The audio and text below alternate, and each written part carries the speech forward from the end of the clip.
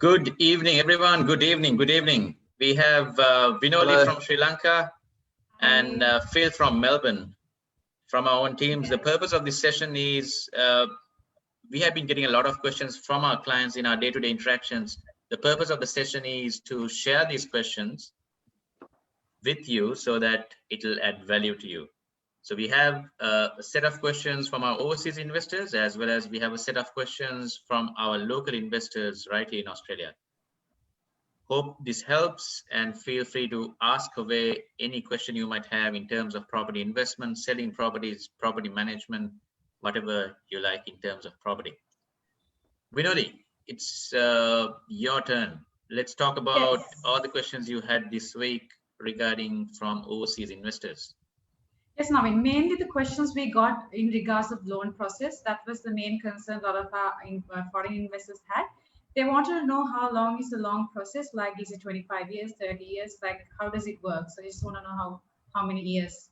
With the it's 25 to 30 years. A lot of overseas investors get surprised from it because they are used to 5 to 10 to 15 year term, but 25 to 30 years is pretty standard over here. So that's the answer.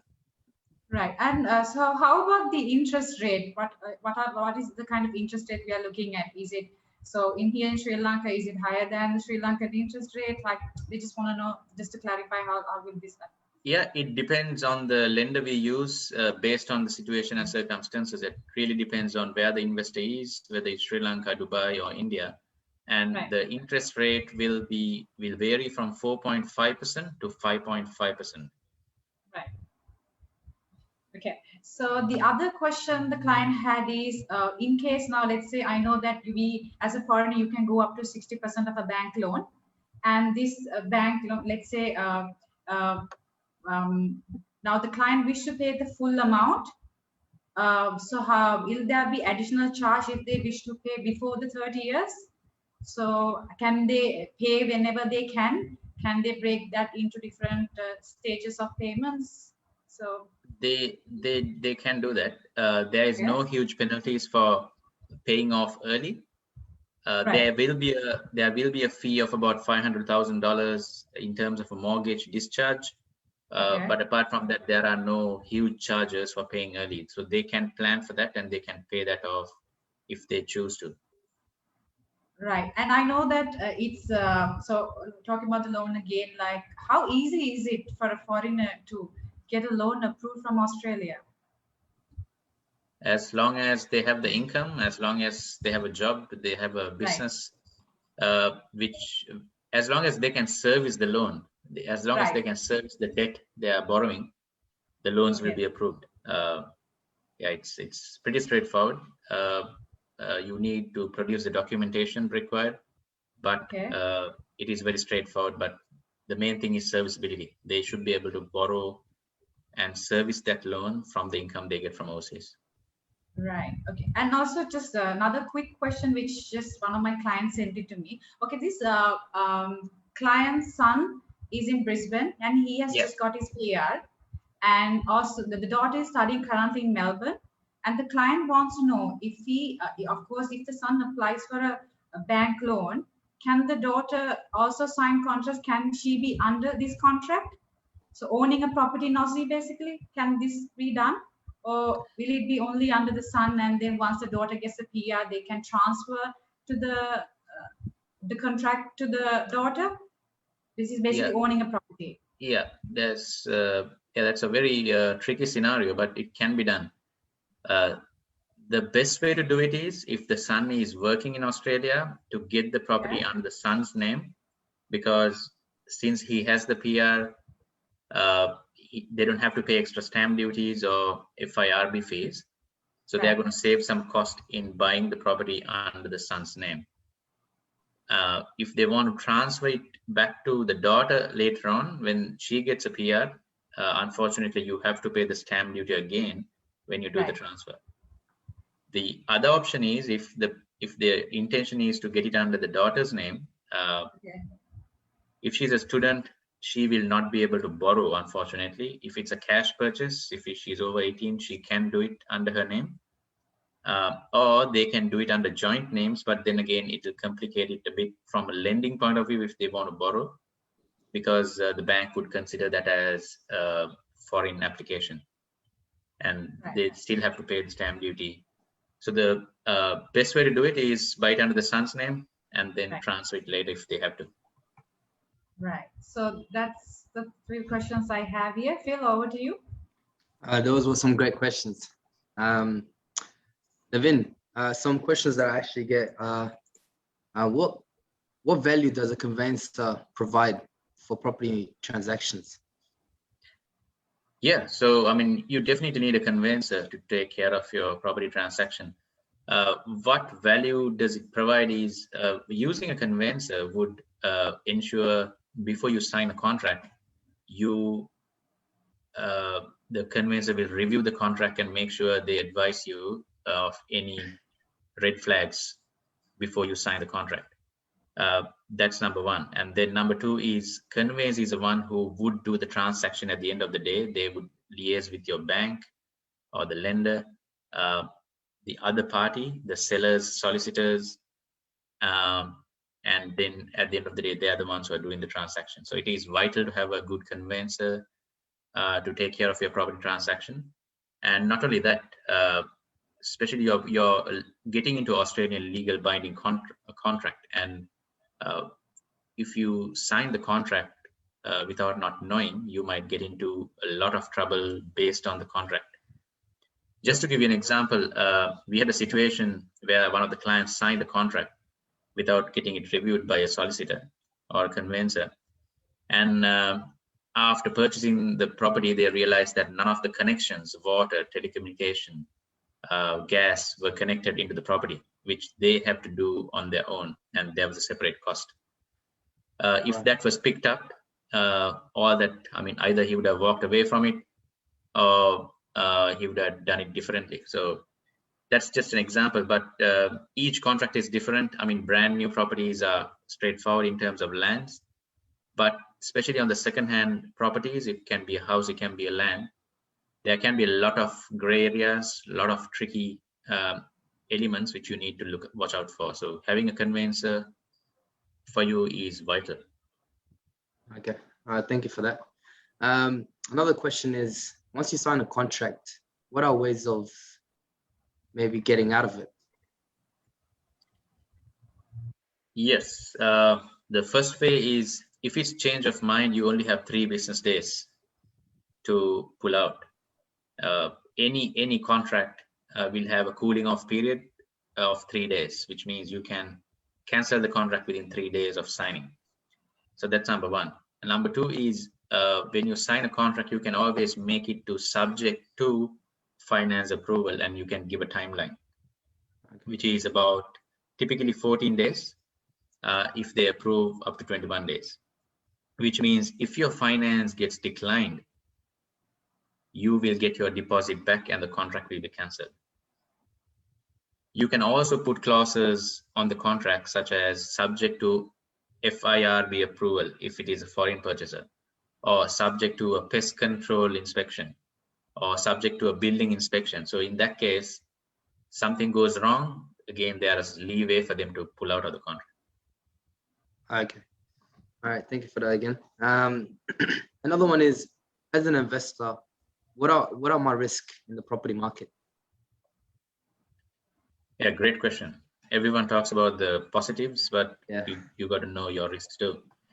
Yeah, so as an investor, the number 1 risk is, at the moment, there is the interest rates. Right now, it's all-time low. But if you plan for it right now, and in another 1 year or 2 years time, if the interest rates rises, then it'll have a impact on your returns, in terms, especially on the rental returns. So interest rates is number 1. Number 2 is your rental returns. There can be statistics which you are looking for. There might be another global pandemic, such as what happened last year, and all the rentals might go down. So if you don't get the rent what you're getting right now, in another years or 2 years time, that's another risk. So that you will have an impact on your returns. Another risk is if the expected capital appreciation does not come in. Again, I mean, a vital rule of property is the more you can hold on to, the more money you will make, because there always will be ups and downs in the property market. But as long as you can hold on to it and sell it at the right time, you are going to make money. But another risk is if they are in a hurry to sell, they might lose out if it's the wrong time. So, I mean, those are three risks which I can think of in terms of an investor going into it. Okay. This is my final question, and it's a very common question as well. What mistakes should I avoid as a property investor? Oh, great question. Yeah, mistake number one is getting your emotions in front of you, meaning although you're making an investment, you're imagining yourself living in it, and then you're trying to go into details, which is sometimes unnecessarily, things like colors of the house or upgrading unnecessarily, spending more money on because of the emotional factor. So getting your emotions underway for investment is a mistake, because it's not the place for you to live in. It is a place for an investment. Yep. Number two is you're picking a wrong location. Another common mistake people do is, rather than doing the research and seeing where the growth is, people tend to invest in close areas where they are living at. Where you are living in can be good for you because for various reasons. It's close to work, it can be close to the schools of your kids, it can be close to the city, it can be close to a religious place, whatever the reason might be. But that might not be the best place for you to invest unless you have done the research. So location is vital. Number three is without doing proper research. Say, for example, you pick a suburb to invest on, but you have not done the research in terms of what sort of rental yields you're going to get, what sort of capital growth you're going to get, what sort of a historical data is available for you to have a look in terms of the capital appreciation, rentals, the statistics, and the demographics of the suburb. So all these statistics are vital before you make a decision. So not looking at statistics is another mistake. And another thing I can think of is a lot of people have do it myself mindset, thinking I can do everything by myself rather than getting professionals' help. So, I mean, ideally, you should have a finance broker with you who can sort out your finance. You should have a property consultant to advise on the growth areas, the statistics. All that information can be provided to you. And also you should have a property manager to take care of your property. And and also probably a financial planner and an accountant, so that this team can work for you rather than someone trying to figure out everything by him or herself. So having the right team behind you is vital too. So that's probably another mistake. Wow. I think we have a question. Thank you for that. There's one more question. Can the owner give the property to another person? I mean, you can gift it, but then again, it's a transfer of land, meaning you've got to pay the stamp duty. So unless it's the husband and wife, there's no way to get over it. So if it's father and son, you're transferring from father to son, you still have to pay the stamp duty when the son takes possession of the property. I think that's another question. Yeah, is the postcode important? Will it make difference in rental? Yeah, rather than the postcode, the location is important, I would say. Again, postcode is important for schools. I mean, if as an investor, if you want to, or if investor or a home buyer, if you have to be in a specific postcode or a school zone to get into that particular school, then that would be important. But apart from that, it would be all about the location, how close it is to the bus stop, how close it is to transport, the train station, how close it is to the freeway, how close to the city, what are the schools around the area, what are the retail centers, shopping centers, and so forth. So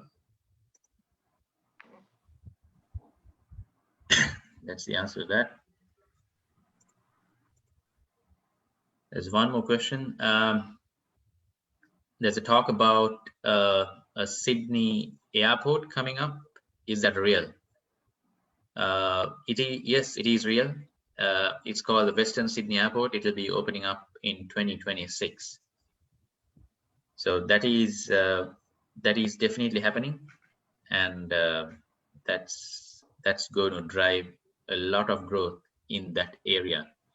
Some of the suburbs close to the airport are Austral, Leppington. So those are the suburbs to watch out for if you're looking at Sydney. There's one more question on Geelong. There was a talk about Geelong speed rail. Again, is that coming up, and when, and what would be the time? Yeah, so from Geelong to Melbourne, if you drive right now, it's about 1 hour, 1 hour, 15 minutes. If you take a train ride, it's going to be 1 hour 20, 1 hour 30. But the speed rail is, again, it's real. It is going to come up. It will take about 3 to 5 years, but that's going to be a game changer. It will take about 50 minutes from Geelong to Melbourne. Even if you travel from, say, Officer or Pakenham, a suburb like that, you still would take about 50 minutes. So Geelong is a beautiful city, and lifestyle-wise, it's fantastic, close to the beach. So I think this will be a real game changer, because someone living 50 minutes away from the city, if you can live in Geelong and come to work in 50 minutes, that's unreal. So again, the railway line is definitely coming up. It's happening, but it'll take some time, 3 to 5 years. Okay, short and sweet. That's how we like it. Yes. Anything else, guys? That's it from my. Okay, no, that's all from me as well. I think we have a question. I mean, again on Facebook. Yeah. Sorry, Phil. What is your prediction for the next 5 years as to which state in Aussie would be the best to invest?